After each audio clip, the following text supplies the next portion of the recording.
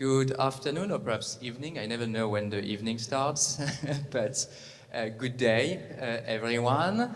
My name is Guillaume Kins. I'm the director and CEO of the Hispanic Society Museum and Library, and it's my great pleasure and privilege to welcome you here to the museum, to this very special day, this symposium about Pancho Fierro. I must say that we are incredibly proud of these exhibitions. This is the first time that we are showing the works of Pancho Fierro here at the Hispanic Society, although, as you all know, we have the most important collection of his works outside of Peru, but surprisingly enough, it's the first time that they are shown here. We have shown them elsewhere, but first time here, so we're very happy about that. And what makes us even happier is that thanks to you all and the great research that was done, we are able to not only show the collection, some of the collection, but also to share the recent discoveries that were made possible thanks to this amazing investigation that has happened. And I want to thank again both NEH and the AH, oh gosh, I'm not getting that right, AHCR, RC, many tricky acronyms, here for their amazing support. And I'm also very happy and proud that we are sharing this initiative with our friends from SIGA, the Society of Iberian Global Art.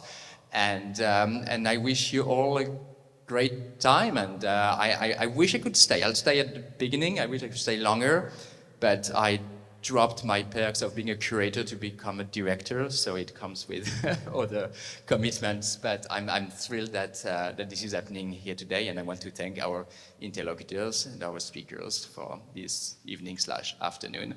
And let's keep up with the great work. Thank you, and thank you all for being here.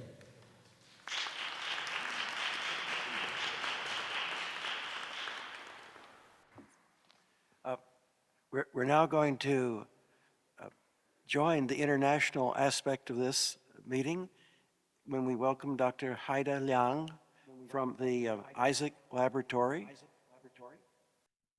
I have an echo because the signal is going to Australia, where Haida will speak to us. Is Haida there?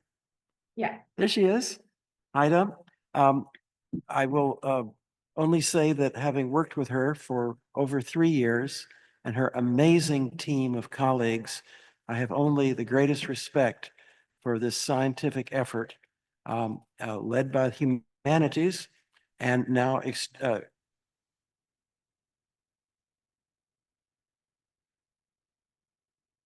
including, of course, New York City. So, Dr. Haida Liang. Okay, I'm gonna try to share the screen. I hope it works. Share. And then I hope it becomes full screen. Do you see it? Yes.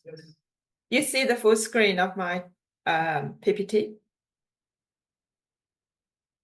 Yes? Do you? Sorry, I don't hear you. I think.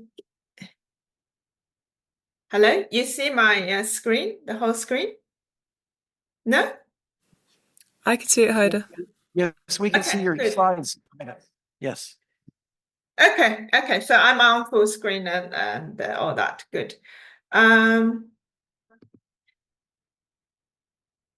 Sorry. Okay. Right. So it's a pleasure to be here to hear Natalia talk and so and to see old colleagues and so on. But it's unfortunate that I could not come and to be with you there physically and see the exhibition. So my talk is about coming from a material perspective. I'll give you a overview on whether or not I'll give you an overview of how this project came about and what it is all about. So here's a project. It's the name of it is from Lima to Canton and beyond. And you can see from the title that it's to do with material analysis and how that links with art and humanities questions. So we've had a grant, and then we had a follow-on grant from Art and Humanities Research Council in the UK to allow us to further the project and disseminate further. And so just a brief comment about who the ISAC Lab is. It stands for Imaging and Materials and Imaging and Sensing for an Archaeology, Art History and Conservation Lab. And what we do is that we focus on developing instruments and methods specifically tailored to cultural heritage research. And of course, we collaborate with our art humanities colleagues and conservation colleagues, archaeology colleagues on applications of scientific methods to heritage. And we have, over the years, built our own instruments and also acquired state-of-the-art commercial instruments to make up a mobile laboratory that allows us to either take in a van or fly over the Atlantic, as we did, for this project. And you can see all this from our website and find the techniques we use. And here's how all the places we've been around the world. So we do travel, and not just to the US, but other places as well. And the history of the project. So how did this came about? It's because about 10 years ago, in collaboration with the Victorian Albert Museum and also the Royal Horticultural Society here in London, that we did a project called Culture and Trade Through the Prism of Technical Art History, a study of Chinese export paintings. And this is all 19th century works on paper. Note that at that time, we never analyzed anything on pith. And so I'm showing some of the things from that project. So in Canton, it's well known that this is a complete commercial activity on export paintings, export watercolors, and this is a record of how it is done in, it's streamlined. Different people did different things, different tasks in order to make it fast. So it's really for commercial use, and they can be commissioned, and sometimes they make the pictures, and other times for botanical records. So that's all highly scientific, and they were supervised by people from Europe and so on. And in particular, we did for John Reeves' collection on Royal Horticultural Society. They're very well dated. So we worked on 27 watercolors to do the material analysis. And it's all very well provenanced. And this is a collection we are going to use for comparison in the From Lima to Canton and Beyond project as well. And what we found back then, and in view of the recent publications from one of our project partners at National Museum of Asian Art, looking at traditional Chinese artworks throughout the centuries. And what we can say is the following, based on the Royal Horticultural Society collection. That is, Western paper like Waterman paper and other English paper were transported to China, and they were painted on. And you find some occasional Chinese papers as well, but the ones for that particular collection is commissioned and for botanical research recording. And Western paper, what we found with the Western papers were not sized the same way as Chinese papers. And also graphite was used for preparatory sketches, but there is, interestingly, no evidence of imported pigments used, even though from trade records, we know that there were Prussian blue was available in China, but we did not find any. And so we analyzed 27 paintings, and these paintings are from 1817 to 1830. And also the pigment use and how they are combined and mixed together to achieve colors is entirely consistent with mainstream Chinese painting for domestic consumption. For example, paintings by scholars and court painters. And when compared to late 18th century painting menus from China, and also since then from the National Museum Asian Art Chinese painting collection that has been analyzed scientifically as well. So that's for that collection. But you will see that from what we've done in Lima to Canton project, the situation is quite different, which is very interesting. And so when I was researching on that project, we found I just came across Barbara Anderson's paper to do with a exhibition and museum of international folk art at Santa Fe, about these fascinating Peruvian paintings on pith. It's clearly Chinese, but of Peruvian subjects. And I was just so fascinated by that. I said I have to, at one point, do a project on it. And I have to say I'm very lucky to have got 2 grants to work on this 10 years later. And I'm very, I have to thank Barbara Anderson who put me in touch with Marcus Berg that started this collaboration, and we gathered everybody around for this. I found it very interesting because actually when 10 years ago, we worked on Chinese export paintings, we organized a workshop and got all the experts dealing with Chinese export painting together in a room, discussing it. And just as what I've quoted here from Natalia's paper, interestingly enough, nobody at the time from the Chinese export painting research community, the historians and art historians, etc., nobody knew about these collections of Peruvian subjects painted on pith. And there's a huge amount of work done on Chinese export painting, and not so much on this particular set of interesting paintings. So this is why we've embarked on this project, and it's very interesting.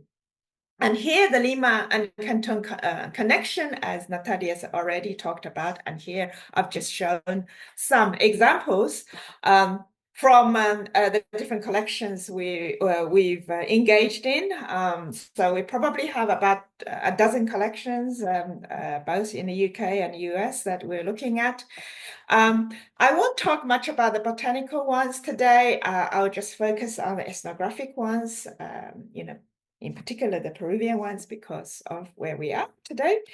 Just a word about pith. I heard Marcus telling his story about visiting the Kew and talking to Mark Nesbitt, who is also a collaborator here, and the Kew Gardens collection we've also analyzed, but I won't talk much about them. And here are some pictures at the Royal Botanic Garden at Kew that they collected in the Economy Botany collection, and it actually documented how pith paper is made. And that we've also analyzed them here. So you can see it's a plant, and they shave it to make it into this material, which is translucent, and it gives you the the feel of a silk painting, but it's much cheaper, of course. And what's interesting is that if you are able to look at the reverse side of it, I'm showing one from the Museum of International Folk Art and another one from the Lilly Library at Indiana University. And you see that at the back of them, there are paintings. They're painted from the back as well. And this is entirely consistent with the method of painting of Chinese silk paintings. You give it the translucency from the front, but at the same time, it's you make it opaque by painting from the back. And so we study we try to study the global connections through art, and we defined this project together with Marcus. We defined it to a collection, that between 1780 to 1850. The research questions artist materials are: what are the differences in artist material use of different collections of watercolors? What are differences in pigment mixture and painting techniques? Are there differences between geographic locations, genre, purpose of watercolors? And I'm very pleased to hear, this is why we have these workshops, I guess, and Natalia's new questions for us that we will try to investigate before the end of the project, end of March, where we are going to have the final workshops and conferences in London. I'll tell you more about that in a minute. Okay, so... And the artworks we've selected, there is a set of ethnographic ones that have Chinese subject, Peruvian subject, even Iranian subject, and Colombia subject, Filipino subject, and Bolivian ones, and so on. But that's just a handful from the Hispanic Society, and also we look at the botanical ones, which I'm not going to talk about here. Also, at the same time, we have comparisons between Chinese paintings for domestic consumption and those of to do with export paintings, and that also includes ethnographics paintings of Cantonese subjects, and in the domestic consumption range, we have those of fine art, which is provided the baseline from the National Museum of Asian Art, and also portraits from that collection, also and then military maps from the National Archives in London.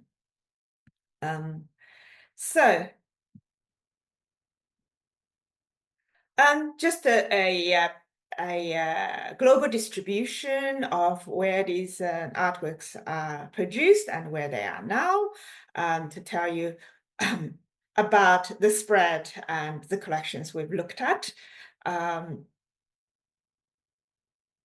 And in terms of how we did it, I'll just give you a quick run through on how we do the material analysis.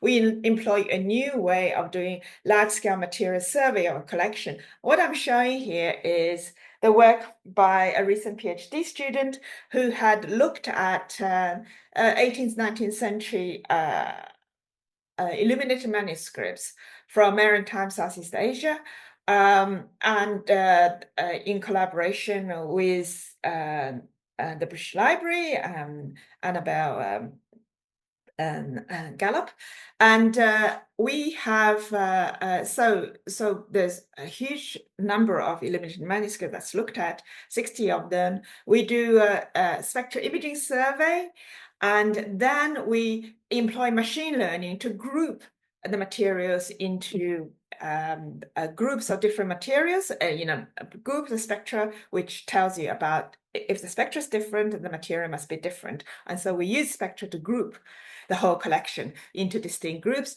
to basically summarize the materials that are in existence on the collection. And that's his PhD project. And later on, I realized that this collection can also be part of the Lima to Canton and beyond. It could be in the beyond category because it's similar kind of times. And there's commissioned work and locally produced work for local consumption and also for essentially export because they're commissioned. So we'll include that as well. And in a project, UK-US Digital Scholarship Partnership project, just before the Lima to Canton and Beyond project, some tools has already been developed in helping us to interrogate hyperspectral spectral imaging data, which we used in this project as well. So we used Isaac Mobile Lab to go around US and UK to analyze the data and so on. And here you get a bit of a statistics of what we've done. I see I haven't updated the Hispanic Society ones. That's well over 100, I think. And also we've included some New York Public Library one since our last visit to New York. So we have, what I would want to say is that any results I present today are still preliminary because we are yet to talk to each individual collections, the owner of the collections, to go through them to confirm that we are all happy with the interpretation and so on. And also in doing so, we will be disseminating our new software, which I'm going to talk to you in a minute. So this is very much a collaboration here. It's collaboration on all fronts, interdisciplinary, and also collaboration between ourselves with our mobile lab, with the different science departments and conservation departments of the different collections.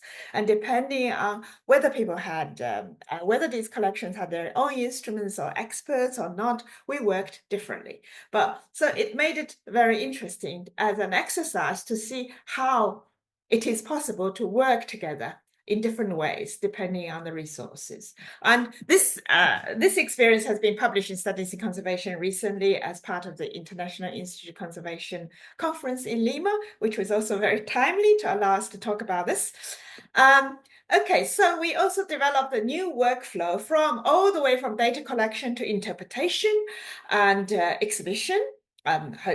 Some of our results will appear in the Hispanic Society's online exhibition, together with their physical exhibition. So the tools developed, I talked about the workflow for efficient material analysis, interdisciplinary collaboration, we also had the two different software that's developed that we can use and you can access from our website as well. Although the MAPSI software is coming, but it's not there yet. This is how we saw the role when we were there in 2024, in April, I believe it was. We came to the Hispanic Society, and so we do the spectral imaging, 10-band spectral imaging. If it's a row, we scan the whole thing, and if it is lots of small paintings like at Yale, then we put them together to automatically scan them all. And then the next thing we do is that we do what's called using machine learning to cluster the spectra together into these false color images, where the same false color means the same spectra are most likely to be the same material. So this is how we applied it, for example, to a Library of Congress collection. And so then what we can do also is using the GUISI software to interrogate the data so that, for example, we look at the blue cluster. So this blue cluster corresponds to the blue trousers here for this painting, but it also appears in another painting in the collection so that you can see all the same materials together. It's not just because it's blue, it's together, but because spectrally they are the same. So this gives you the average spectral shape of the whole cluster. So that makes it very easy to look at it. You don't have to look through in detail all the blues from each individual paintings. You can do this quickly because if you look at one, you know that the others are the same. And then it's the other software we did was that we for example used all these different techniques at one location. Then we can link the data as they are collected because we mark where we took the data.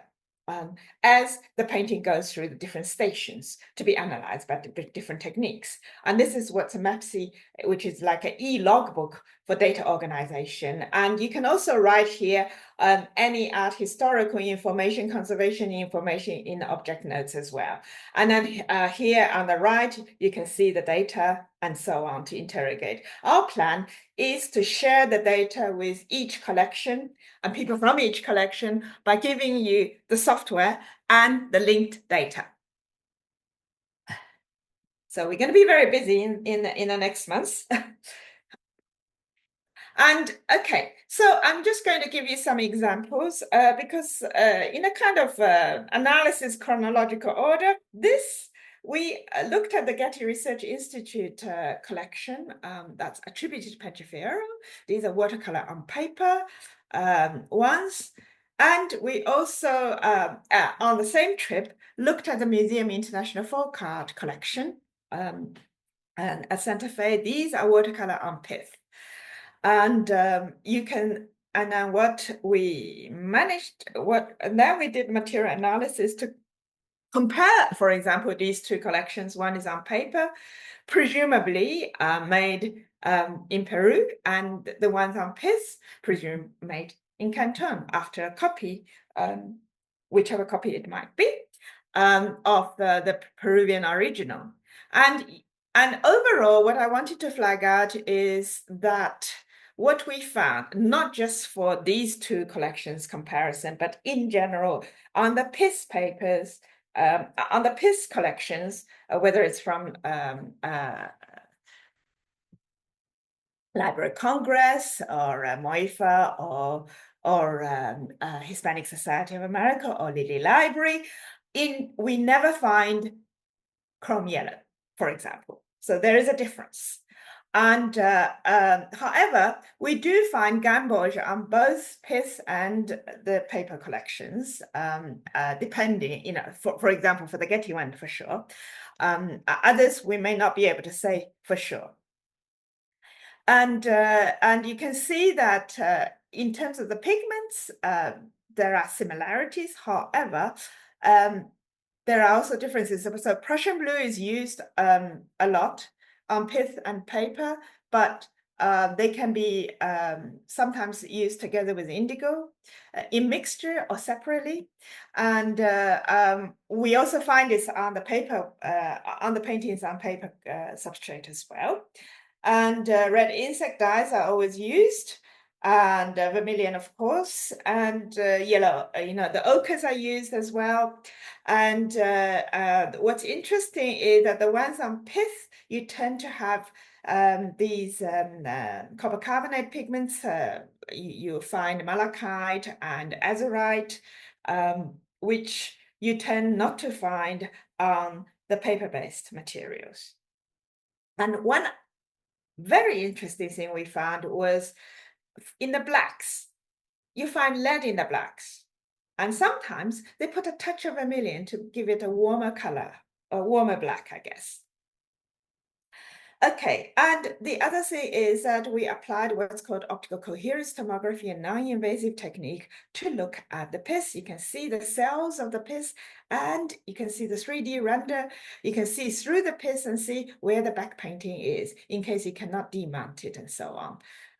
So this is a microscopic image to show you can also see the cells of the pith and so on. This is one from MOIFA. So, as I said, there are many others on pith, which I'm not going to talk about in detail, but this particular one from Library of Congress actually was attributed to the Tingua studio in Canton, a well-known export painting studio. Now, the Hispanic Society of America collection. Okay, I've chopped the row. It's so we looked at some of the and the Yale one, that's the one we are going to compare because for the reasons that Natalia had talked about. So these are the Yale, the big complex pictures that's going to be compared to the row. And these are the different ones we are comparing for as an example, and these are the pigment identification. And if you look through and look at the blues, it does seem that Prussian blue is almost always used for all of them. Okay, the Hispanic Society one is row 2. Sorry, that I should have moved that to the first row. But you see that chrome yellow is used in all the cases except for this last painting. The boring ones and the market are more consistent with Hispanic Society one. And in terms of the greens, they tend to be either chrome yellow with Prussian blue or that Prussian blue with organic yellow. That's the kind of collections we're seeing, and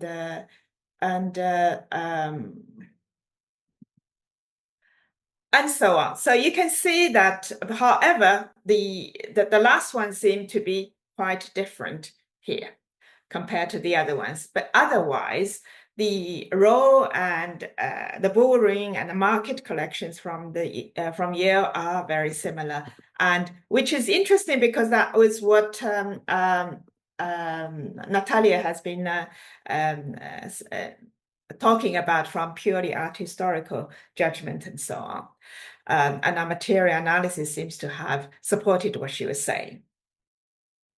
And I don't know what Natalia might say about this one, whether it's considered to be a bit different from the boring and the market ones or not. Because from materials perspective, it seems to be a bit different. And the other thing we did was, as instructed by Marcus and from Natalia's talk, is considered a good thing to do. We've started doing it, so I'm only showing you some snippets of this. So Florence Liggins from my team had been working very hard on this, and she will eventually show put all the series together, and you'll hear her talk about this in London. And so here it is, so the so-called peanut lady, how it's the results here. So it's one thing that's very interesting throughout, whether it's paper or piece-based, we see Prussian blue and indigo mixed together to be to represent the blue. That's kind of, I was slightly surprised, but that seems to be the case throughout. But on one occasion at the Lilly Library, for a couple of occasions, the Lilly Library on the Piss collection, we see even azurite together. So I don't understand why they use all 3 blues together. And so on, yeah. So you can do this kind of collection, which is kind of interesting to as a comparison, and the more you have, the better to get some information. Here's another set, and you can see that, as I said, you always find this difference. On pith, you often find azurite, which you never find on the paper-based ones. And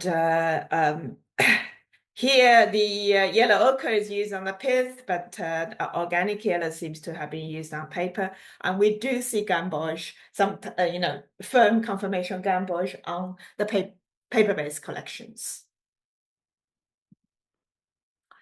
And the Joseph Brown collection, as Natalia has already introduced to you, and then they also have these kind of complex ones as well, looking a little bit like some of the ones we've seen at the Yale collection and the Hispanic Society collection. However, materially, they're quite different. And I suspect Natalia is correct that the Eckermann and Co. probably has, brought watercolors from England over to Colombia, because one thing that stood out, none of the other collections did we find copper blue pigments. And here at the Royal Geographic Society collection, we find that. And also in this collection, we do not find chrome yellow, which is kind of interesting as well, even though they are on paper. So we need to look into the Ackerman and the pigments that they sold in those days. This is some extra research we need to do. And come back to Natalia with our answers. We had the pleasure to discover this collection of Sino-Filipino expo paintings kept at, I didn't know about this until we started working on the Lima to Canton and Beyond project, and Natalia told me about these ones, which I didn't know about. And there is a collection at the New York Public Library, which we managed to do some work on, but very limited, just use reflections spectroscopy to analyze the pigments, but nothing else. What we found was that these are on pith, and what we found was that you see azurite and pigments like that, consistent with paintings on pith for all the collections, and they are consistent with Chinese painting technique, materials and techniques.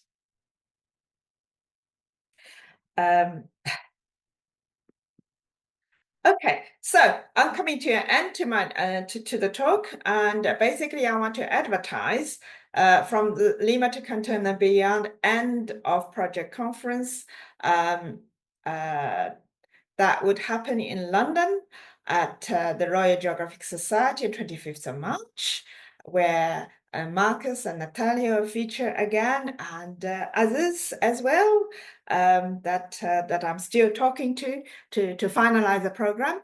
And following that, we have on the 25th of March, 2 interdisciplinary workshops at the National Archives in London. One on these software that, the MAPSI software, where it can be a sort of a virtual research environment for collaboration, and that we will actually do a hands-on workshop to show people how to use MAPSI. We have developed this further than when we were in Washington April last year. So now it's a more mature software that we want to share with everyone. And then there is in the afternoon, we will hold one for the curators about, what we found out together with Blythe McCarthy from the National Museum of Asian Art. We'll tell the curators in London who has Chinese collections from scientific analysis, what we find out, or archival analysis, what we know about how the Chinese painting techniques and so on for paintings of at least of 18th and 19th century and maybe earlier. So that's what's coming up. And acknowledgement, that's too long to list. I'm not sure if I'm complete with my acknowledgement here. But so thank you for your attention, and you can check the mobile lab and DigiLab,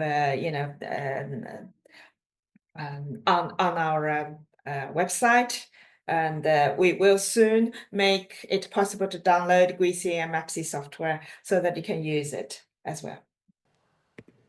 That's it from me.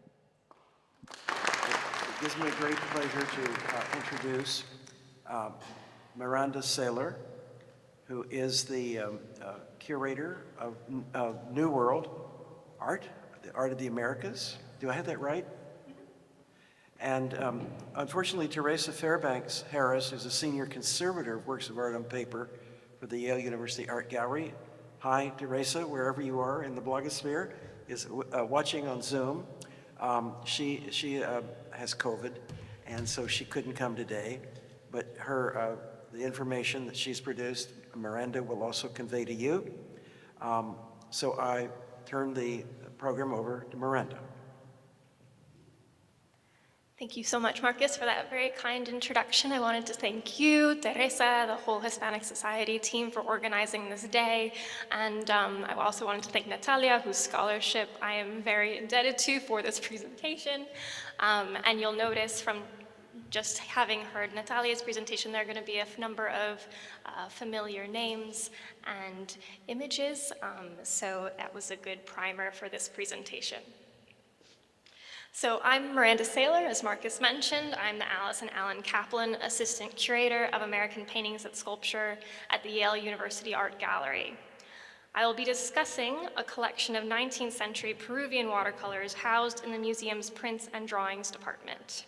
The gallery's senior paper conservator, Teresa Fairbanks Harris, regretfully could not make it today as scheduled because she is sick with COVID, but we will be giving a slightly modified or revised talk using the notes that Teresa very gracefully and shared with me. So bear with me as I go through the technical analysis, which is not my area of expertise. Okay, so today we will be going over the contours of Yale's collection, how Yale came to acquire its Peruvian watercolors, and how they have been exhibited in the past. The technical analysis portion of the talk will be pared down, but I will do my best to summarize Teresa's expertise reviewing the specific type of watercolor paper, watermarks, and pigments. I'll conclude by introducing a second collection of watercolors compiled in an album and produced by the Sunqua Studio in Canton, China. Although this album is housed in the Prints and Drawings study room, it has not yet been cataloged or digitized, so you will all be the first to see a preview of Yale's Costumbrismo watercolors from China. This is a relatively recent discovery, one that we were very excited about. In total, the gallery holds 48 19th century Peruvian watercolors. As Natalia has argued, the works in Yale's collections are descriptive images of types and costumes. Most depict single figures centered against the blank backdrop of paper, measuring roughly 8 by 10 inches. The watercolors often present these individuals as laborers, fastening them to attributes of their trade, such as jugs of water, candles, fruit, and laundry. Other works feature a small gathering of figures situated in more elaborated spaces, such as these examples, illustrating a pastry and tailor shop and a picanteria. In comparison to the single figure compositions, whose depiction of space is either absent or dependent on the representation of a shadow to ground the subject, these works here use architectural elements such as doorways and alcoves to frame their sitters. In these three examples, we see representations of Creole men and women, as well as types such as the tapadas that we saw in previous presentations, which are less commonly found in Yale's single-figure illustrations that more frequently depict Afro-Peruvians and indigenous subjects. Lastly, the collection also includes larger sheets illustrating identifiable locations in the city of Lima. These works picture the Plaza Mayor, Lima's central plaza and the location of the Palacio del Gobierno, the Plaza de Acho, the historical bullring where bullfights and other parades took place, the Calle Palacio with the Arco de Puente in the background. The Arco de Puente was a monumental gate in the historic center, and I've brought in a historical photograph where you can see the Arco a little bit more clearly, and it unfortunately burned down in 1879. A last example I'll bring in is the facade of the Iglesia de San Agustin, a Churrigueresque church completed in the early 18th century that still stands today. And here's a contemporary photograph, but you can see the tower has since been demolished.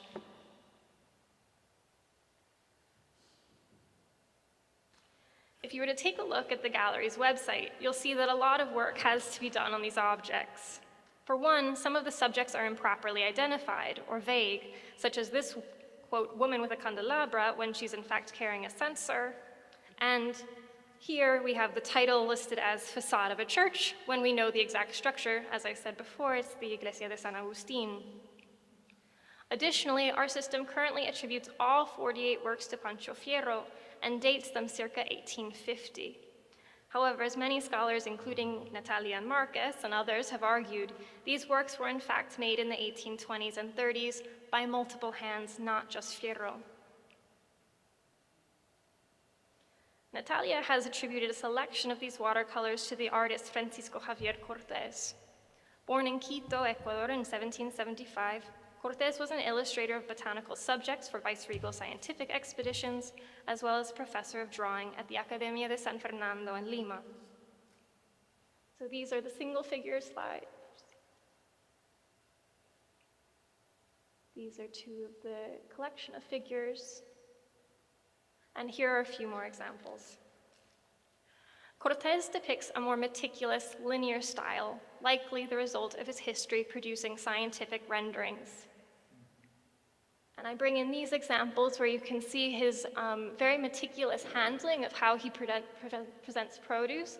And it's interesting as well because he numbers them. And then in addition to the way that he represents the fruit, he also has this very again, linear, precise brushstroke way of representing the human body.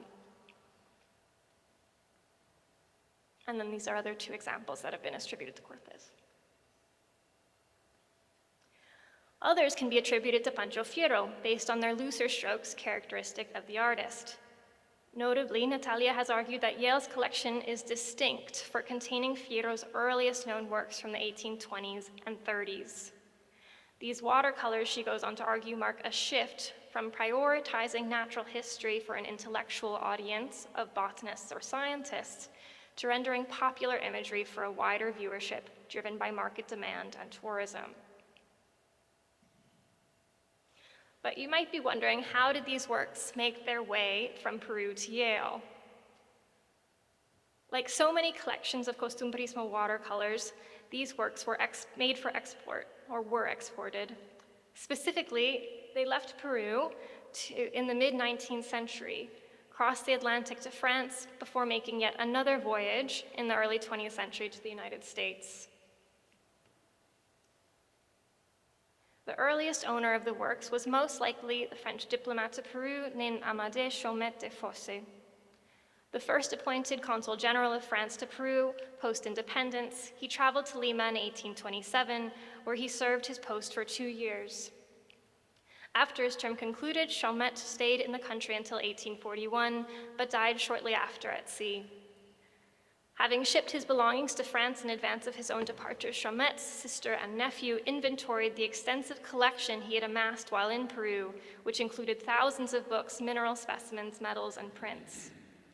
They divided the sale into 2 auctions, the first in 1842 and the second in 1854, as the scholar Pascal Riviale has documented. And these 2 images show this inventory, the first from 1842 and the second from 1854.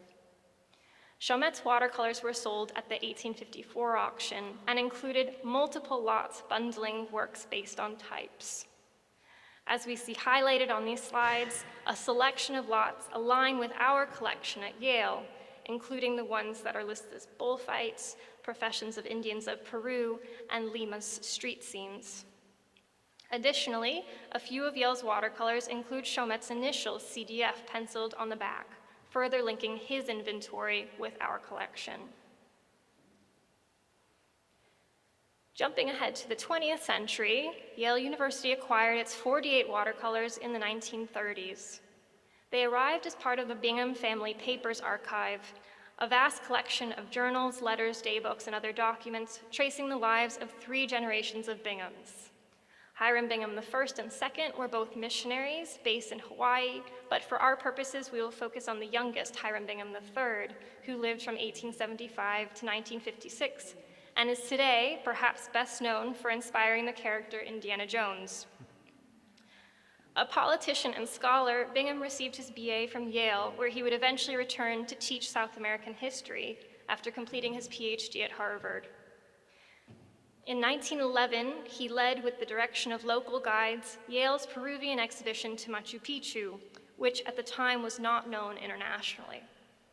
Bingham subsequently exported thousands of objects from the royal estate and brought them back to Yale, where they were stored for nearly a century at the Peabody Museum. It was only in 2010, after a lawsuit and intense pressure from the Peruvian government, that these works were returned to their home of origin. 2 years following the famous exhibition to Machu Picchu, Hiram Bingham traveled to Paris in August of 1913, where he purchased the watercolors from Charles Chadinet, an antiquarian and book dealer specializing in works from the Americas. Bingham bought the watercolors in various bundles. Oh, and this is just a stamp on the back of all of our watercolors that document this transfer between Bingham and Chadinet.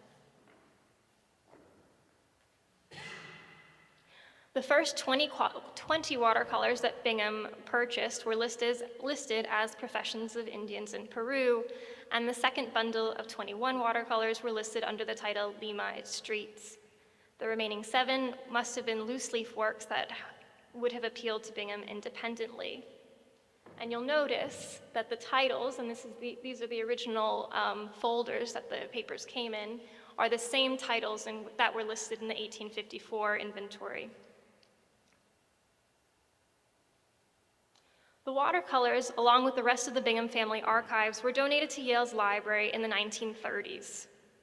The collection seems to have languished there for 3 decades until 4 of the 48 were selected to be included in Yale University Art Gallery's 1966 exhibition, Art of Latin America Since Independence. Co-organized with what was then the University of Texas Art Museum, the exhibition included 395 works lent by hundreds of museums and private collections from across Latin America, including the National Museums of Mexico, Peru, and Colombia, Museums of Contemporary Art in Sao Paulo, Santiago de Chile, Museums of Modern Art in Buenos Aires and Mexico City, as well as private collections of individuals such as the architect Juan O'Gorman and Leisha Clark. And for those of you who have been involved in the curatorial process, you know what an immense project it is to collaborate and work with this many lenders. The exhibition's curators, Stanton Loomis Catlin and Terrence Grider, wrote in the catalog, "The aim of the exhibition is to provide an introduction to the closer study of Latin American artistic and cultural evolution during the century and a half since independence." They went on to explain, underlying these considerations is the need to promote interest and research activity over a broad front in a field too long unexplored for lack of both resources and initiative. The exhibition included painting, political caricature, architectural designs, drawings, and prints. It was organized chronologically into 5 periods, and the checklist covered the years 1800 to 1965, including works from a range of artists from the Peruvian 19th century, José Gil de Castro, as well as the 20th century Cuban artist, Wilfredo Lam. Returning to Yale's watercolors, the Plaza de Lima, fruit vendors, and the Picanteria were all included in the checklist. The catalog lists them as anonymous instead of attributing them to Pancho Fierro, as they are today. They were categorized in the first period of the exhibition, spanning 1800 to 1835, and grouped them together with other examples of costumbrismo and scenes commemorating the independence. And for me, this lack of attributing them to Pancho Fierro, as well as dating them earlier to the 1800 to 1835, something signals that someone came in at a later date and kind of messed with our system and put this incorrect information that the website still has. So, let's see.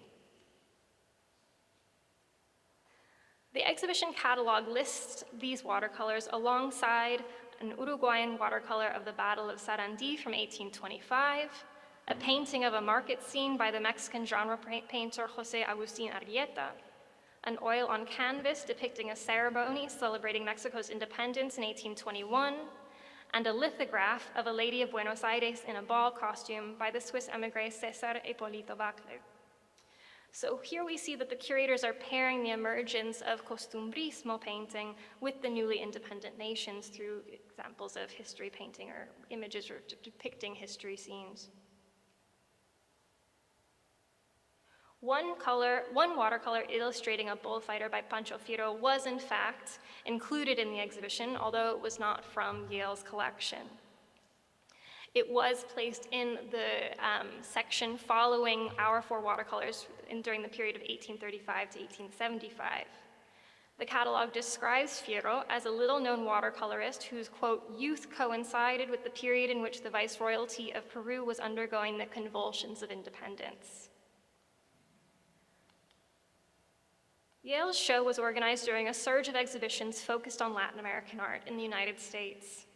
As Delia Solomons has noted in her work studying the history of collecting Latin American art in the United States during the 1960s, museums, she writes, played, quote, an important role in inter-American politics during the Cold War by displaying transnational cultural partnerships, close quote. Exhibitions such as the Art Institute of Chicago's United States Collects Pan American Art was organized in 1959, and MoMA's Latin American Art 1931 to 1966 was organized in 1967. These are just 2 examples of other projects curated around the same time, highlighting artworks of this region. Situating Yale's exhibition within this larger museum landscape of the 1960s is interesting. It's interesting to note that Yale's exhibition diverged from these other examples, first by pairing the modern art with more historical work, but also by collaborating with a wide network of Latin American lenders rather than focusing on collections in the US. This reminds me of the mission that the curators outlined in their catalog, which stated its goal to be a catalyst for future research by bringing exposure to work not normally available to American audiences. And for me, it's really compelling that Pancho Fierro, as well as our other Peruvian watercolors, were part of this effort to expose the museum's viewers, at least, to a new type of art history. The exhibition alone seemed to have provided the impetus for the Yale University Art Gallery to request a transfer of the complete water collection in 1967 from the library, just 1 year after the exhibition. The then curator of prints and drawings wrote, quote, I do think it would be appropriate to house them in the print room of our gallery. We can then make sure that they receive the necessary physical care. And so this is an example of correspondence between the library and the gallery, and as we know, the library accepted to transfer the watercolors to the museum. And since their transfer, the collection has received attention from both our conservation and curatorial departments. Teresa Fairbanks-Harris and the gallery's former paper conservation intern, Jasmine Keegan, who was able to make it today, and I'm so happy she's in the audience, worked on the watercolor interior of an inn, dry cleaning the back, humidifying the work to relax the folds and creases, repairing tears along the edges, filling 3 insect holes, and in-painting the losses with watercolor pencils and pastels. And this is just a before and after, so you can see the intensive work that went into conserving and treating this watercolor. Further, Teresa has analyzed the paper, watermarks, pigments, and technique, and this is where I'll transition to her portion of the talk. The watercolors are painted on wove paper, a type of paper created using a mold of brass wires woven together to create a smooth surface without chain lines or patterns. Watercolor paper is given a treatment called hard sizing by dipping the paper into a vat of gelatin that would be mixed with alum. This hard sizing prevented the watercolor from sinking into the sheet, making it possible to do washes and more easily remove the pigment. The paper would then be dried and pressed to create a relatively smooth result. We located a number of different watermarks within these watercolors, and the watermarks are important because they identify the paper makers. And this is just an example of seeing how the process works in order to create the watermark. One frequent watermark that appeared on multiple works was the Watman paper mill based in Kent, England. And on this slide, you can see along the bottom here, the watermark spells out the name of the mill, and that would run along the right edge of the paper.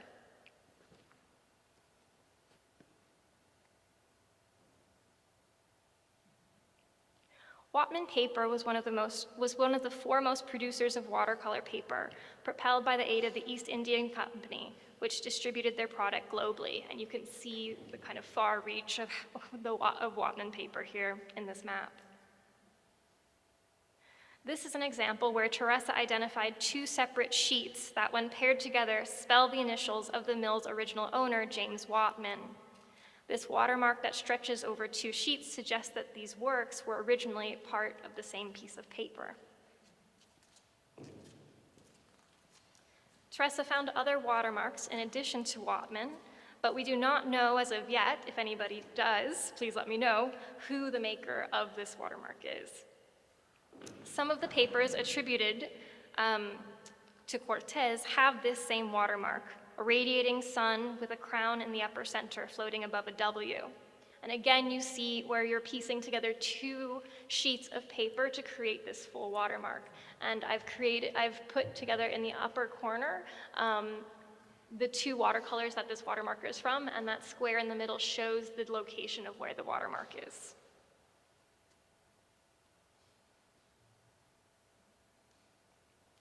And then this is another watermark that Teresa has identified. And again, we do not know the maker of this watermark or the paper.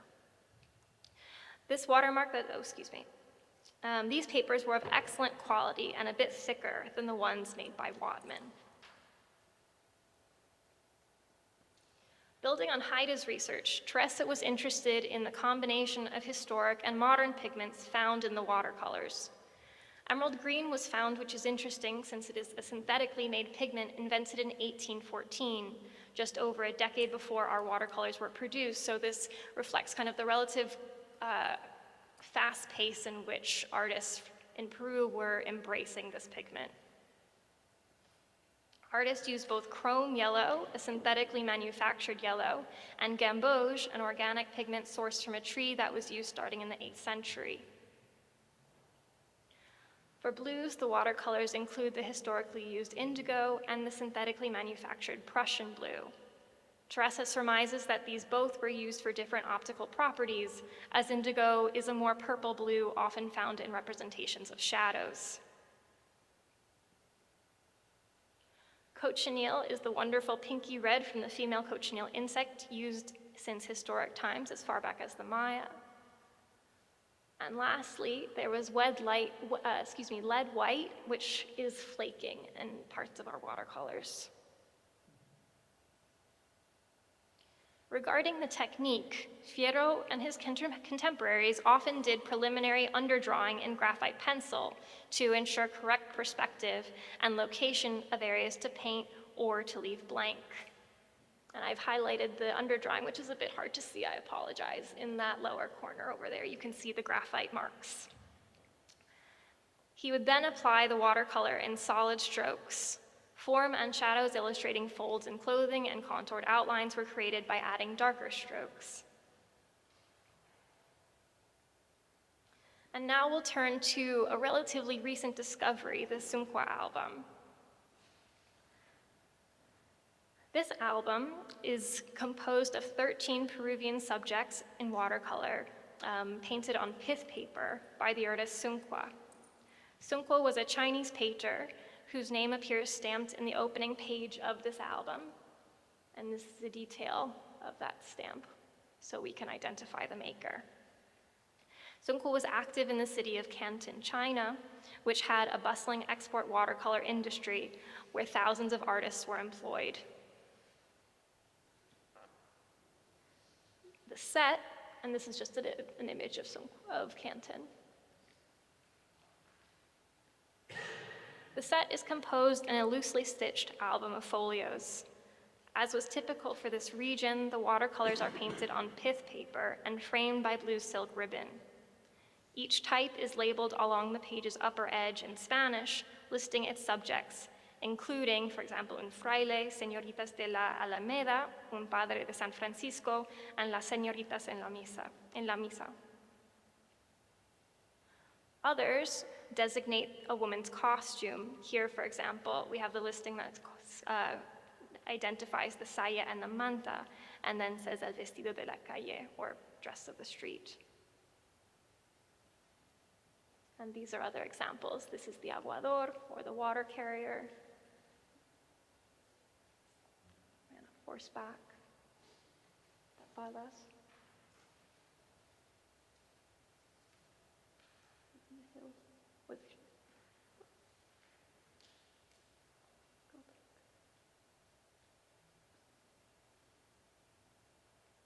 Additionally,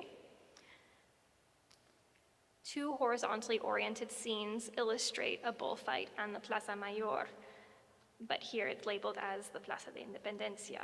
So it's not just single-figured illustrations, we also have these two kind of horizontally oriented scenes.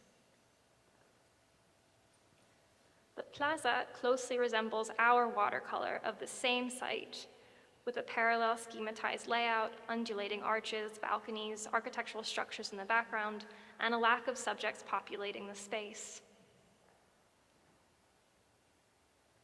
The Plaza de Acho, by contrast, is handled quite differently. The Fierro watercolors, which are represented stacked, render some type of military configuration, that is the top image, and a man riding a bull on the bottom. Both watercolors show a cropped view of the arena, with the central figures placed relatively close to the bystanders seated on benches. By contrast, the Sunqua watercolor depicts a panoramic view of the arena, taking an almost fisheye view with the bullfighter attacking the bull and minute figures seated far away from the action. Further, the watercolor emphasizes the activity as a national pastime, with two Peruvian flags waving in the wind.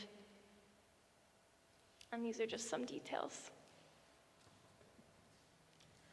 And with that, you can see that there is a lot of work that needs to be done with our two collections of 19th century Peruvian watercolors depicting types and genres. The Canton album is in desperate need of conservation since the pith paper is brittle and has extensive flaking. Additionally, we do not have information on how this album arrived to the gallery, so I'll be very eager to kind of look into the archives and see if there's any information documenting how this album arrived, if it arrived with Hiram Bingham possibly, or if it arrived from another donor. Furthermore, additional analysis investigating individual works would also be beneficial. While the single figure types have been relatively well studied, it would be worthwhile looking into original compositions such as the works representing the women of Trujillo, which is over there on the left, as well as these two scenes. As a colonial specialist, I'm particularly interested in the watercolor portraying the Church of San Agustin. Of the 48 works, it is the largest in scale, measuring 23 by 30 and a half inches.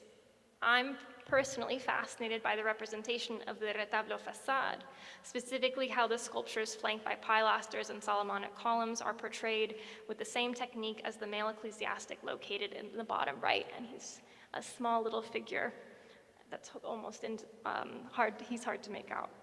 While many of the watercolors by Pancho Fierro and his contemporaries have been approached through the framework of repetition, it would be interesting to do further research on the works that ultimately were not mass-produced. So thank you so much for being here. I hope the overview of Yale's collections sheds light on the broader trends of collecting and exhibiting Costumbrismo watercolors, as well as future avenues of study. Thank you so much.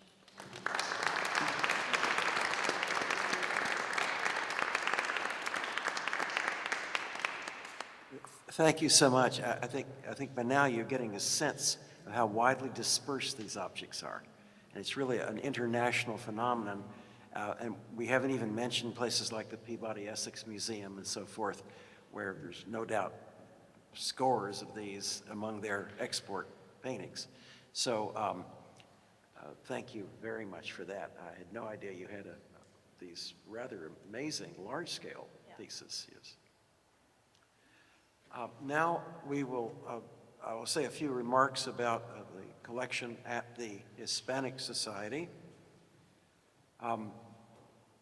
We have nearly 500 of these objects, which is, I think, safe to say the largest collection at one place in the world. Well, of course, there's many in Lima altogether and so forth. and they've been collected over the course of a century, often from, initially from dealers, a dealer Hersemann in Germany, but also on the general art market more recently, and we've had donations, including one from an American naval family that I'll speak about later, where works were passed down, and we know exactly when it was acquired. And I think this is, I think it's so wonderful we were able to get to Yale, because we've obviously begun something that's very important there in their analysis. And this has in fact happened at all the places that the team visited. And there's a lot more to come out of this. Well, do I just click? Here we are, except we've got my gray panel at the top again. That's better, thank you. I want to say a word from our sponsors here, which are the National Endowment for the Humanities, particularly here at the Hispanic Society, which is the lead institution in the United States for these things. Can everybody hear me? Yes.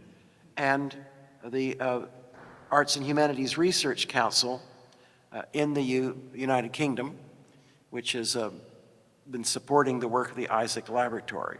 And I might say that this is not just about art. In fact, one of the lead scientists at the Isaac Laboratory in Nottingham was plucked off by industry. In fact, the espionage industry in the United, MI something or other, that kind of thing, to work in intelligence using some of these techniques in Britain. There's also an industry very interested in this. The National Endowment of Humanities has contacted us, telling us how interested they are in these peripheral applications. This is cutting-edge science, and all the computations done by artificial intelligence-directed programs. So we're talking about things that are just as today as they can be, even though the subjects are work up to 200 years old. Here's Pancho Fierro. We have a photograph of him taken in his old age when he was 70 or more. And on the right, a posthumous copy of a portrait of him, which was presumably from the 1840s. And because they've already been talked about, I won't say too much about these works in Lima. The one, I presume it's from the Vermeer, it's in the Museo de Arte de Lima, it's from the Vermeer collection of the ceremony with the president of Peru at the top.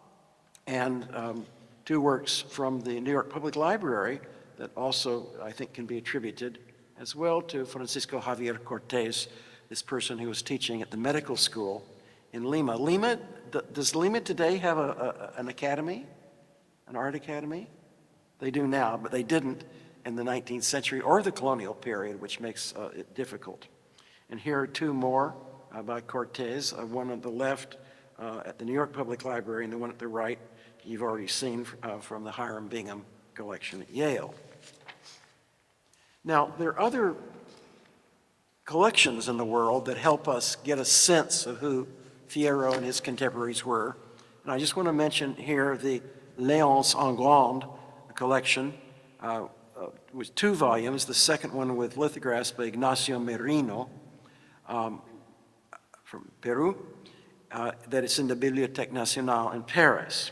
The album with the watercolors is labeled 1834 to 37 and shows some really remarkable images and give you a sense of the quality of some of them by comparing on the left a work I think can be attributed to Pancho Fierro from the En Grande album of a water seller seen from behind on a horse. And you'll notice how, you'll notice how very subtly the half-light on the horse is delineated and the volume of the sitter versus a copy at several removes that we have here in our collection where things are flattened, the horse is kind of not making a lot of sense. And you can see what happens when you imitate forms on a piece of paper as opposed to a form in reality that's turned into a two-dimensional object by an artist. And we'll get back to that issue in a minute. And here's another of these botanical, or actually, what's the word for fruit? It's not botanical, it's something else. Images by Cortez showing the fruits of the land with a person perhaps indicating a cellar or something. And here you see the de Mutis expeditions and so forth being played out in the 19th century. But the one, of course, of most interest to us is this bullfight scene, because it's clearly by the same hand as the scroll on your right that's on display in the gallery. And also this scene of the arches of the Plaza Independencia near the Calle de las Mantas, showing booths where things were being sold. And this is important because this is where the watercolors were sold as well. And you see here an image on the right that's a proof of a lithograph. And by the way, remember these, whoops, I hit the wrong button. I'm going the wrong way now. I gotta go backwards. Why isn't it going backwards? It's going forwards instead of backwards.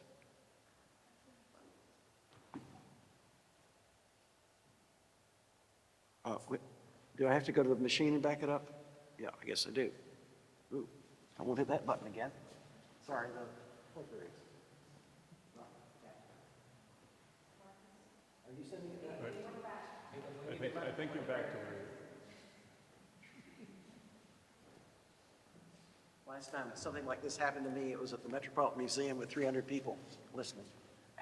Okay, so we go to this proof of a watercolor that shows a man named Willies, in Spanish, Willier, I guess, sounds like a Belgian name, in the Portal de Botaneros, the Arch of the Button Makers, and he sells music and prints, and he would probably also sell watercolors, musical instruments.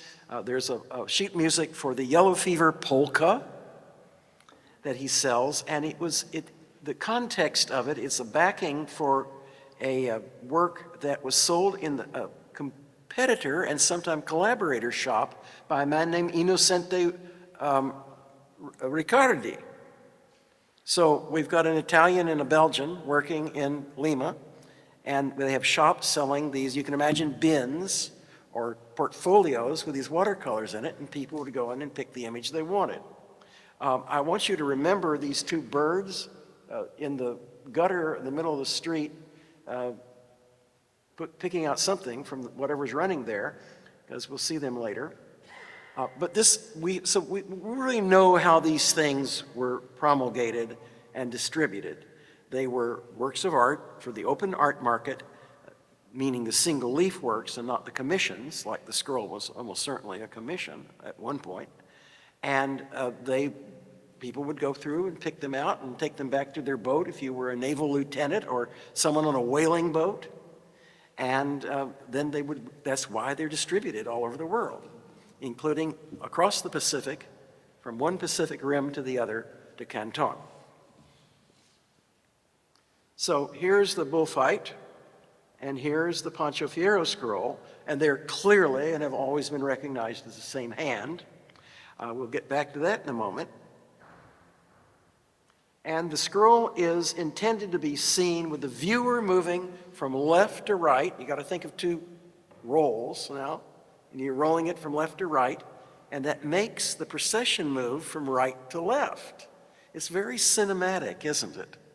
And of course, it's directly based on East Asian scrolls and very similarly prepared in terms of the paper being mounted on a substrate behind. Now, from the 1560s, art was moving across the Pacific from east to west on the Manila galleons. So this is not something new in the 19th century. This connection with East Asia is from the get-go part of the Latin American post-Hispanic or Hispanic era experience. Now, we've done, you saw, in fact, a photograph of the scroll being analyzed in an adjacent room here at the Society. And we have samples, and they show the Prussian blue, which is very common. Actually, it shows up in Mexican painting as early as 1720. And organic yellows, and lead-containing, that should be hyphenated, black with lead in it, and possibly from galena, which is a graphite type of thing. Might be some pigmentation there as well. And then we have purple, Prussian blue, and red. You sometimes find indigo mixed with it. And here we've got chrome yellow. By the way, how many of you have a natural leather belt on today? That's not been lacquered or anything, just natural leather. No? Yep, someone in the back there does. That piece of leather was chrome tanned, and it was from the tanning process and its chemistry that the color was derived. And then we have, again, a small amount of chrome yellow, lead-containing black, maybe has galena in it, and Prussian blue again. This is exactly the same palette as the Yale pictures. So there we have a confirmation that the eye already told us. As I say, the scroll moves from left to right, and here we see it moving along down the imagery of the street from a figure of death, which I'll get back to a image of a saint. Notice the man in front in the green cloak with his little son with him, or a little boy with him, but his little son probably. He's an Afro-Peruvian. This confraternity for the Church of San Agustin, the facade of which you've just seen before, the Church of San Agustin, this confraternity had Afro-Peruvian members, middle class, upper middle class, and here you see this rather wonderfully dressed man with his boy. There are other figures of such personal origin. Here you have two Afro-Peruvian or mulatto officers. Oh my gosh, it just popped past against. Officers, which indicate, again, upward social mobility. The military being an avenue of upward social mobility, as it has been in the United States. And you'll see a lot of officers in these images and other soldiers, because this was a period of incessant warfare in Latin America, and Peru was no exception. Now, the whole procession starts with Death Triumphant, a statue by Baltasar Gavilan from 1753, and it moves down the street. Do they still take it out in the street, Natalia? No, it's kept, it still exists, but it's kept in a museum-like setting. I'm glad to hear that. And it's moving past a group of people on a balcony, and one of them has fainted. A young woman probably has fainted on the chest of her aunt or older sister, who's a nun, while the military officer of rather high rank from his epaulettes is meditating on death at the right, and a man comforts the young girl. This is typical of the psychological element in the works of Fierro and his circle. It always has this psychological element, which makes the work so special. Also, from this detail, we can see that the inscription on the back of the scroll, which says 2/1932, the 2 is probably because there were 2 scrolls in the collection of Chaumet de Fosse, and this is presumably one of it because it specifies the subject in the inventory. And you can compare it to a typical dress of the early 1830s in Europe. And also in other places, you've got these Beau Brummel flaring padded shoulder dress, men's clothing, and a transition from the hobble skirts of the 1820s to the bell skirts of the 1830s, which also help us know that this is somewhere around 1832. Another psychological element is this man at the bottom in white who's showing his little boy, the angel in the agony in the garden, and teaching him about religious history. And another aspect of the the psychological and social that comes out of these images, in general, the single leaf images as well. I'll show you those later. And now we're moving down the street past a number of shops. There's a clock shop and an inn, as you can see here. And this is the kind of inn that Herman Melville would have stayed in when he visited Lima as a whaler and an American naval sailor. And there is a factory of beer, how do you say a beer factory? A beer brewery. And at the right, you see this men in blue and gray staggering out the door. So it must have been pretty good beer. He'd had plenty of it. And all these touches along the way.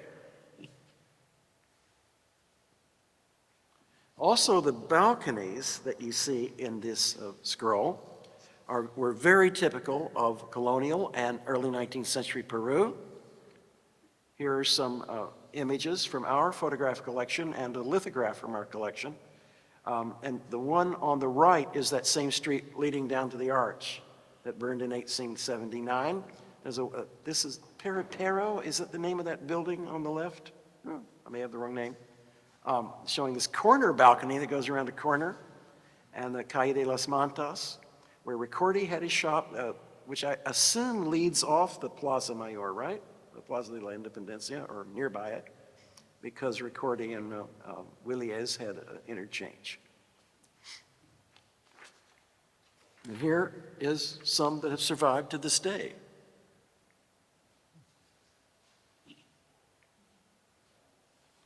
Also, if you look under the floats in the procession, you'll see feets. Do you see the little feetsies underneath? Which are like about 40 very strong porters lifting these floats that weigh up to a ton and more. I've got a photograph from 1970s in Seville of 50 pairs of Adidas sneakers under the Macarena as she moved through the streets of Seville. And also women, I can't make it stop. Can you back that up, Teresa? Whoever's backing things up. Also the women in veils, and really veiled, I mean like burqas, right? These one eye sticking out of a black veil. Now this is a religious procession. They covered their heads like they would to go to Mass. But they're also, this style of wearing veils was active in Seville up into the 1700s, and obviously in Lima, at least as a fashion, into the 1840s. And then finally, we get to the beginning of the procession. Notice the street number. He specifies very specifically where you are, and we saw that in a couple of the images that were already shown in other collections. The facade is off to the right, off camera, as we may say. Now, the single leaf images occasionally have these gatherings as well. This is what I presume to be the pilgrimage out to the Amancayas plain. Amancayas is a kind of a amaryllis type flower in Peru, and this it still happens. It's Midsummer's Day, and they have a festival. And here you see how multiracial and multi-class these gatherings could be in the newly independent republic. You have wealthy people on horsebacks, you have other people who probably walked out, you have every race possible and a mixture here. And you also see them dancing what I presume was the Zama Cueca.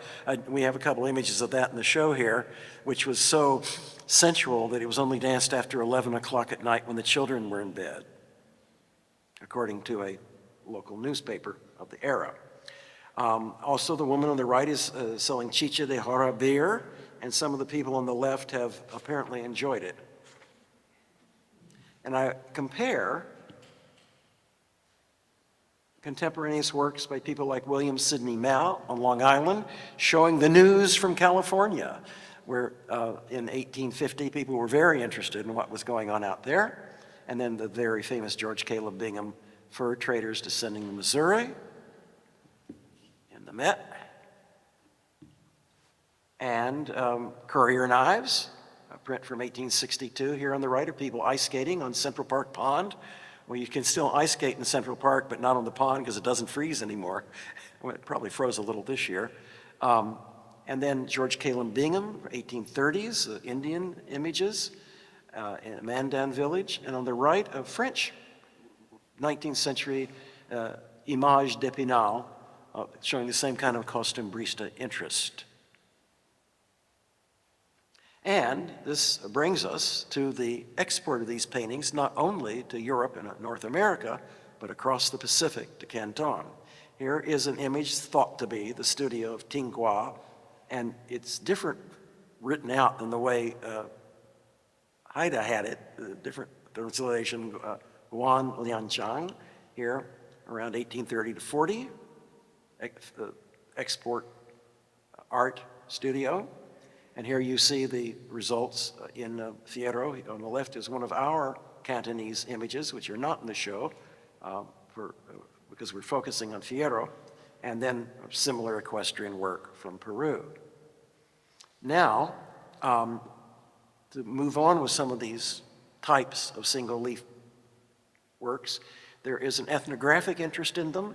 For example, we have a mayor of a mountain village. We know he's a mayor from his staff of office, possibly a more indigenous citizen, and then the social interaction of a tapara, who, this tall, veiled, European descent person with an Afro-Peruvian maidservant.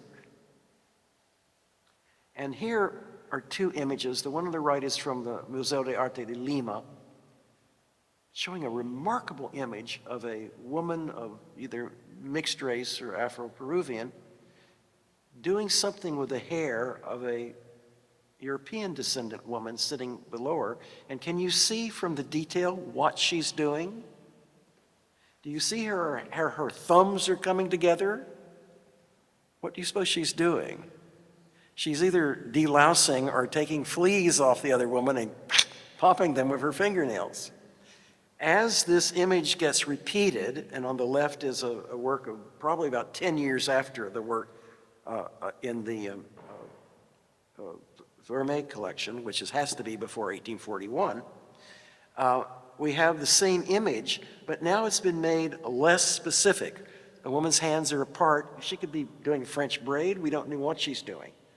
But she's also, like the other woman, lost in thought and has a rather vivid expression. It's really quite a wonderful work of art, but it's changed from the original. Do you see what I'm saying? Because of the repetition of the type. The woman on the right is looking at you. She's interrupted either in her work or in whatever her thoughts were to engage with the viewer. Right away, you have that psychological connection that makes these works so really extraordinary. Here's another.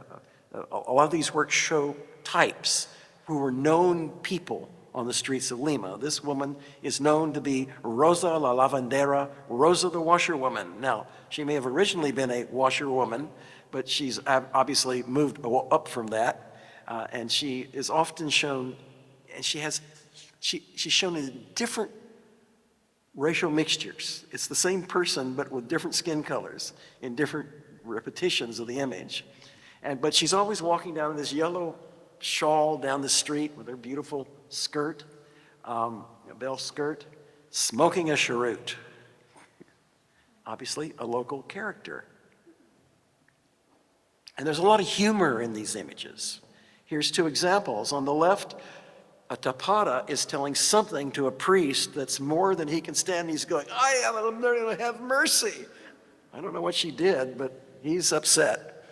And then on the right, we've got this little comic scene that's right out of Commedia dell'arte, with a woman chasing a friar with a clister, an enema, spraying him, doing to him what I suppose he wanted to do to her. It's a little scene, and you get these also in Arrieta in Mexico and so forth. Again, street types, vendors, the remarkable, I think even you can see on the screen that this man selling candles is brought to life psychologically. And on the left, a peanuts vendor. And here she is blowing up, again, engaging the viewer. And all of a sudden you fall in love with this person. you can imagine why a young American businessman, possibly a former naval lieutenant in Lima in the 1830s, would buy this image. He's going through the bin and bang, it hits him. That's a scenario I made up, but I do know that this belonged to Samuel Tyler, who is the person of whom I spoke, and passed down through his admiral descendants until today, and came to us as a gift. And we compared it, as Haida mentioned, to two other of these peanut vendors. The work on the right is technically perfect. It shows a master artist at work, but it also shows a type that's been received. The work on the left is a direct work of art that engages us in a wholly different way. And the spectrum bears this out. They really have a very different palette. Prussian blue and a calcium-based white, and the blue of the one on the left, indigo and calcium-based white on the right, vermilion then combined with a calcium-based white, the black containing, the lead containing blacks that are typical, yellow ochre and calcite, yellow ochre with a trace of vermilion, calcium-based white that's used just to make the hat, ochre, lead containing black, possibly galena, ochre, vermilion. It's different. It's a different palette because it's a different hand, a different artist. Do you see? Now, that's a very minor thing, just this connoisseurship issue, which we can obviously do with the eyes. We're beginning to recognize different hands in these many works. We're trying to put them together with collections and when they were made and when the lots came in the museums, like they've been doing at Yale. And you did it at Mali as well, and the Mali Museum of Art of Lima. And so we really have impetus here to move forward with our art historical and connoisseurship, which is why the NEH called this a humanities-led scientific project. So I will end with this image, just to show, along with this amazing equestrian image, which is in the first room, next to the one you see on the right, of how engaging, appealing, enlightening, revealing these works of art are. They're small and they're made in watercolor, but they are nevertheless powerful and can still move us 200 years later. Thank you.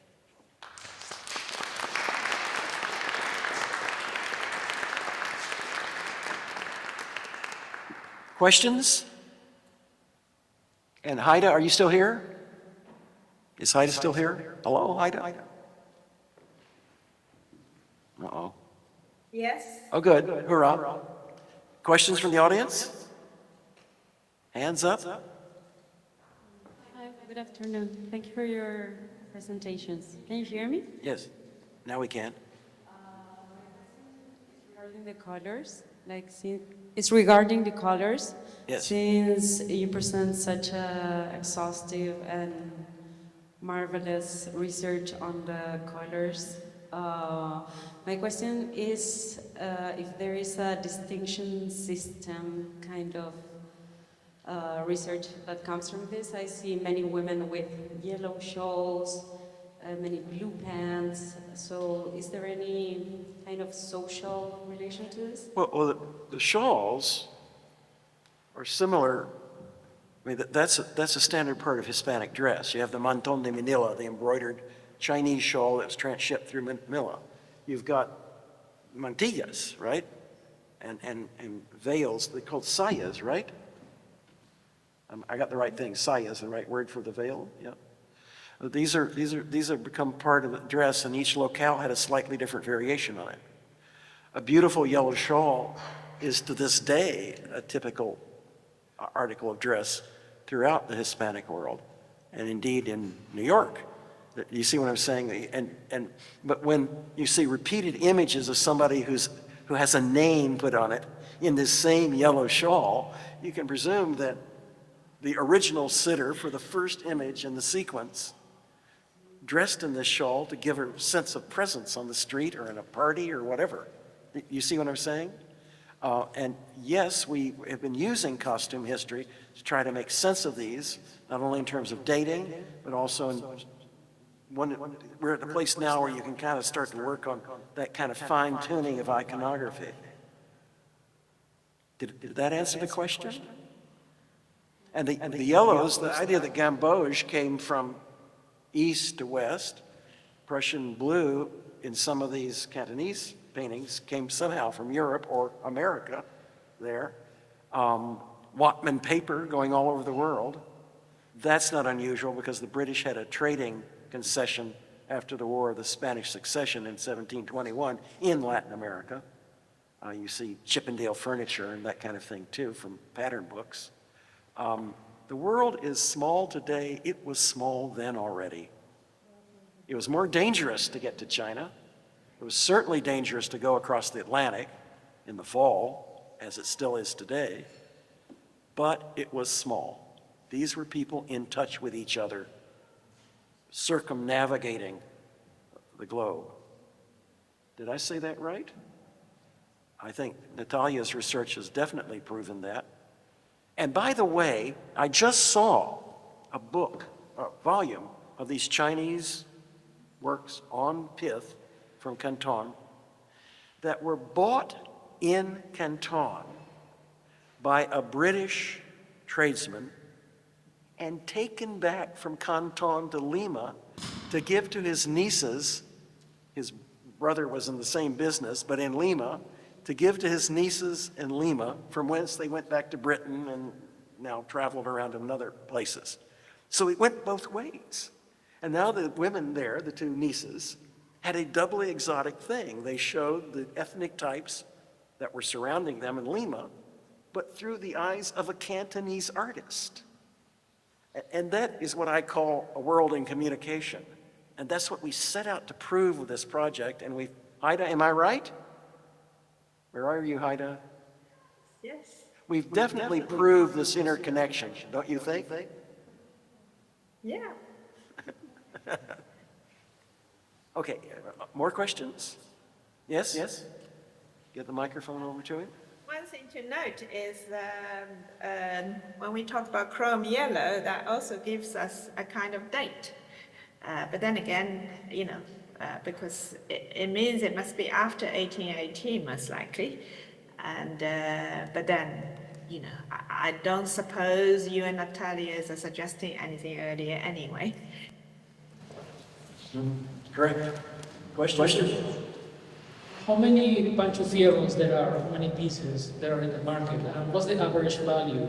Well, now, I'm going to tell you what was a wonderful idea Natalia had. How many of you saw the eclipse of the sun?